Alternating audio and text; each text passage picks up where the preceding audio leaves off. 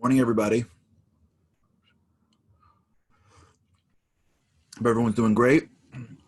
Happy Thursday for those that are with us live. I have to start posting the links for how to do this live.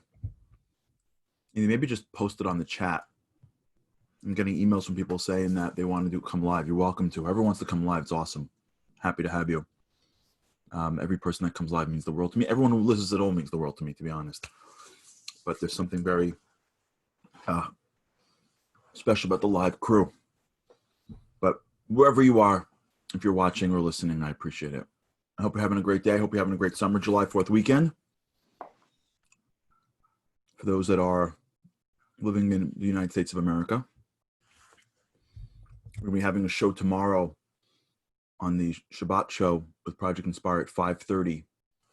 You can check out my Facebook for that or projectinspire.com. We're going to be talking about a little more about the incredible story called America. We've been talking a lot here about habits. How rituals are really the key to achieving a certain level of change in our lives. And what rituals do that resolutions don't is they give you an actual map, right? Deciding you want to go somewhere doesn't really matter. It's good for the vision. It's good for the emotion of it. It just doesn't do anything for the actual change of it, right? So I want to just sort of bifurcate that now. A vision, a goal, critical. You need it. But what it does is it provides emotion. It provides a certain level of, if it's done correctly, excitement that you're going to get there. It provides some insight. It doesn't actually give you a path to get there. Now, if you don't have a goal, where are you going? If you don't have a goal, all you're doing is going round and round. So that's not good. But if you have a goal, that alone ain't doing it for you, because just having a goal doesn't matter. Just deciding you're going to lose weight doesn't matter. Just deciding you're going to learn more doesn't matter. Just deciding you're going to start your own business doesn't matter. Just deciding you can have a good marriage doesn't matter. It's important because the clearer you see it, not only will it excite us to get there, it also provides a little bit of insight as to what there is, so we know where to go. But change is a neurological procedure in which the brain creates new neuroconnections, gets rid of the old ones, so that you are actually a different human being. Now that happens through rituals. That happens when you give your brains new neuroconnections. When you create new code in your brain, and code doesn't come by typing into some computer. Code comes by having very similar thoughts in a very consistent way. The simpler the thought, the more consistent the time you have it, the greater the neuroconnections. That's why when you go to a classroom and the teacher is like talking 100 miles an hour or speaking about concepts that are beyond you, you have no idea what's flying, you don't remember anything. But if she's able to break it down to its elements and give you an element at a time, you're like, whoa, that's the value of great education, is that it delivers information in a way that is digestible and that it builds on itself.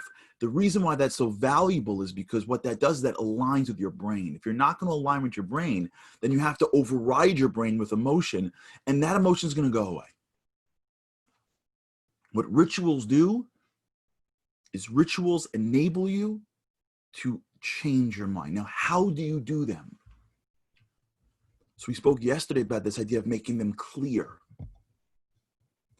So I want to give you two more important traits that need to happen for a great ritual. The first is the ability to measure it. For a ritual to really be successful, you have to know if you did it or not. It means you have to have control over it.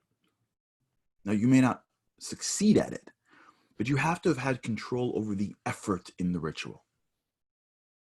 So brushing your teeth is a great ritual. It takes place every day. It's in the same place. And You are in control of it for the most part. You go in and put in your effort to brush your teeth. When you making certain food, deciding when to study, deciding how much to learn, being good to my wife is not measurable. I don't know if I am. I don't know if I'm not. Being good to my kids is not measurable. Taking 20 minutes a day to sit and have dinner with my wife is measurable. Hopefully that's good for her. Carving off time at night at the same time every night, for the most part, to read a book with my child is measurable. Once we get into this world of rituals, we have to get really good at knowing what's really a goal or an outcome and what's the actual effort in the work itself. Because if we miss it up, we won't know if we did it or not. And if we do it whenever we do it, we usually don't do it at the same time or at the right time. If you're building a ritual properly, you're building it in a way that, but for something that comes up, it's taking place at roughly the same time. It's an action that you can look to at the end of a week and say, did I do it every day of this week? And if you don't do it, you know. If you have to study a certain amount every day, if your goal is to become better at your job and you want to read a certain amount every single night of a book, you'll know if you hit your pages or not. Now, as we build on this, we'll talk about what happens if you don't do it, what happens if you do it, giving yourself rewards, creating consequences. We're getting there. But I want to build slowly and correctly, hopefully, so we can really build this up. If it's read a book, it's not a ritual. You know why? Because I'm not really going to read the book. So the rules that we've been speaking about here, but I want to review is measurable. And we spoke about the idea of +1. +1 means it's a little bit more. It's not going to require me to change my day. It's not going to require me to change my life. And it's also not going to require me to use a lot of emotion. Remember, we got to go to the well for willpower. We can't go every day to the well and drain the well. I can't wake up in the morning and go, I'm running a marathon and I'm doing 26 miles a day, because that'll be my entire day. I can't read a book. I can't go from not reading to reading a book a day, because then I got to do this the entire day. And then as my world goes, what about me? What about me? I got to go back to that well and draw all my willpower. I'm done with my day. I read my first book. I got nothing else for everybody else. The next day I'm like, I can't do it. I got to pick up the rest of my life.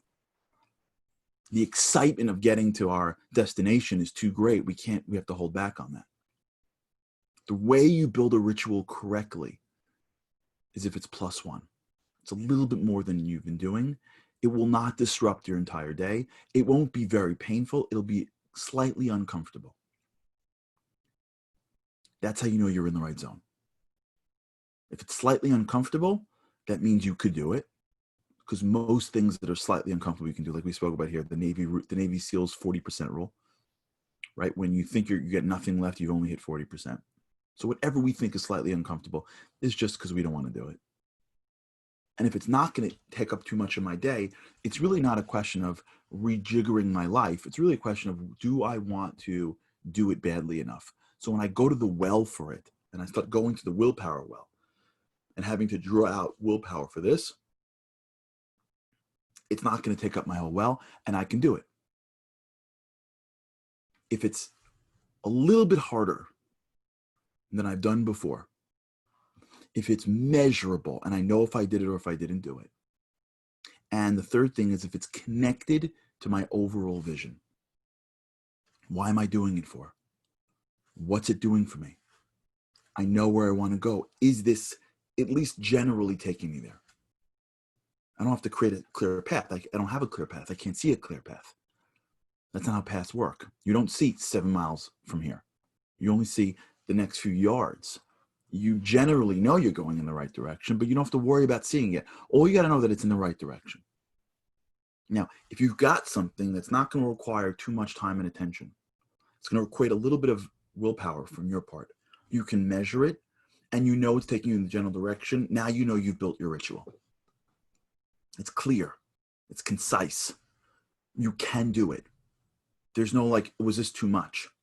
You know, all you got to do is get up in the morning and make a decision to use your willpower to get it done. You know if you did it or didn't do it. And you know in your heart that it's getting you closer. And the reason why this is so critical is because what each thing gives you. Now watch how we play this out. First, the fact that it's +1 will allow you to do it today and every day. It won't ruin your life. It won't hurt you too bad. So all of that, like maybe we shouldn't, you've now taken a huge piece of that part of your brain that wants you to not do something and basically somewhat silenced it, because it's not going to destroy your life. It's not, you don't have to quit your job. It's just a very small thing, and you've allowed yourself to sort of like siphon off half the enemy. Half the enemy of change is, oh my God, what if we change? What if we change? But what? What about all your friends? What about your family? You're going to die. How can you live without this thing? Are you kidding me? If you don't sleep, you're not going to be able to function. This person's going to look at you and go, who are you? What about this? What? All the stuff, all that stuff that drains us of our ability to go to the well properly, gone. It's +1. It's 5-10 minutes a day. I mean, how long is this thing? Number 2, watch how this works. Remember how we spoke about how rituals really align with your brain? Well, how do we align with your emotion? Well, what is one of your critical psychological needs? There are 3 psychological core needs, remember, and they're spiritual needs. Mastery, competence, connectedness, and autonomy. So now what happens if you measure something?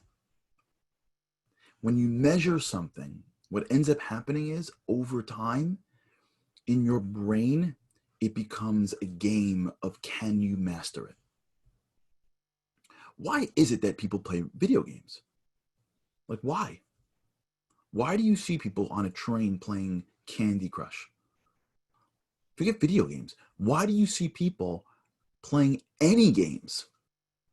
By definition, except for those people that are profiting off it, a game gives people very little tangible results. It's a game. It's made up by somebody. It has no real value in your life. It's an escape. It's a hobby. It's an obsession. And but for the few people that are making a living off it, like what does it give people? And the answer is it gives people a sense of mastery, whether themselves or through other people. So there's a certain feeling you get when you play basketball against your friend and it's a 7-gamer and you score and you win. The game doesn't matter. It's an amazing thing. I'm a fairly competitive guy. I hate losing. I'm working on myself throughout my life to be okay with it. And one of the ways that I work on myself is that mid-game I tell myself, who cares? Doesn't work as much, but I tell that to myself. Who cares? Why do people play just to play? Because when I have a game, it's clear. It's measurable. I know if I scored. I know how I win. I know what winning and losing is. There's a clarity to the game. And so as soon as there's a clarity to the game, my brain descends into the weeds. And while I'm in it, stops being able to tell whether or not it's important or it's not important. Remember we spoke about this? The person who cries when he watches a movie of somebody dying or reads a book of somebody dying, that person is an actor. He cries because the brain can't discern sometimes between what's real and what's synthetic. So when I go outside to the backyard and I play 1-on-1 or I play a 2-on-2 with my friends, and it's a 7-gamer and it's made up, and in 10 minutes from the game, nobody cares. We're playing hard because there's a sense of mastery that you get. Just because you're in a measurable activity with winners and losers. When a guy goes to a golf course, a woman goes to a golf course and plays against themselves. And it's about how many strokes you take to get in. Why are they playing so hard for it? They're just playing against themselves. They can measure it. If you take the same person, put them on a court, and there's no score, and it's whenever, they're not going to play as hard. And it's, let's play until someone wins. What's winning? I don't know. How much is a point? I don't know. You go to a basketball game, and they're like, what happens if you go behind that line? They're like, whatever. What happens if foul shot? They're like, I don't know. It's 2 points. It's 6 points. It's not really any points. It's going to stop in the middle. You're like, what are we doing here? The players are on the court. The ball's in their hands. You're sitting in the seats. You got everything you want. The only difference is that you've just sucked out the measurability of the game. Game's gone. Nobody cares about a ball. They care about what's being measured. Because when you measure something, you can gain a certain level of mastery over it. And it's the mastery that they like. When you sit in front of a Candy Crush at the end of a long day, why do you play that for? The reason why people play it so much is because they can get something. Every time, I don't remember how the game goes. I think I play once. Every time like you find the pieces and then it gives you like 20 points. That feeling of 20 points is like a hit of dopamine. It doesn't mean anything. In fact, it costs you money half of these games because to unlock boards, you have to spend real money. And people do it anyways because they don't care.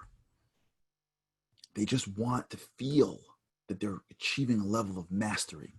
That's why people play video games all the time. That's why everyone's constantly involved in games, because in a world that is too general to measure, in a world where I don't know if I'm good or if I'm bad, if I'm winning or if I'm losing, in a world that really is deeper than what could be measured, we need the escapism to a place that's measurable. And in that place, I can feel like I achieved a certain level of mastery. Here's the secret. Just apply those principles to our lives. Just play our own game. Why golf when you can create your own rules and create your own measurable statistics? But instead of the measurable, instead of what you measure, okay, you want to give everyone's a while, chill out, fine. But instead of what you measure is how long does it take to get a white ball into a little hole. Measure how many days a week can you achieve the small little thing you want to achieve your dreams and your goals. Why escape? When you can just take the same principles and apply it to our lives. If I want to read a book every day, I'm going to read a certain amount of pages every single day. Yeah, I got to figure out how many. If you walked onto a basketball court and someone said, yeah, for every shot, it's 150 points, you're like, 150? What are you, crazy?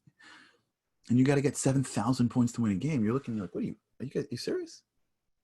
Yeah, whoever's making the rules of the games uses a certain level of smarts to know how much each thing should be worth. Well, so should we.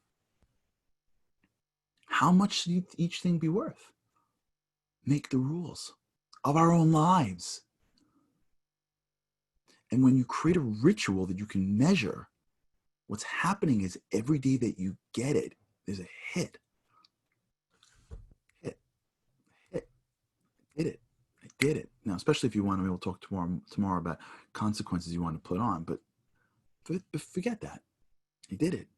You look back at a week and go, I'm 6 for 6. You start feeling like you're mastering those 5 minutes of your day. You start feeling like you're mastering something. You don't feel like you're just running around reacting to the world.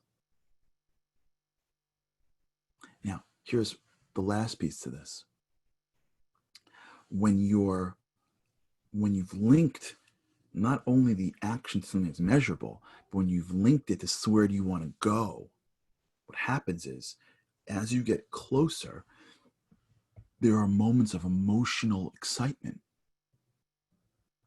So you want to achieve a greater connection to God.